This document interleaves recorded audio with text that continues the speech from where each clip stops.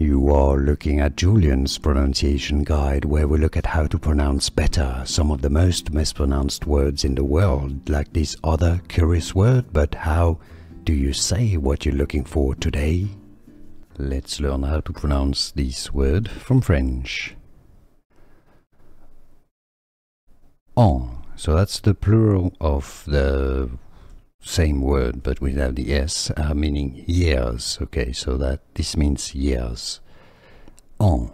There are different words for years. I'm not going to get into this because it gets a bit complicated.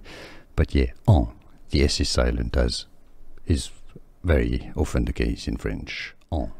Here are more videos on how to pronounce more confusing words and names too many mispronounced. Like this video if you found it useful. I appreciate your support. I'll see you soon and thanks for watching.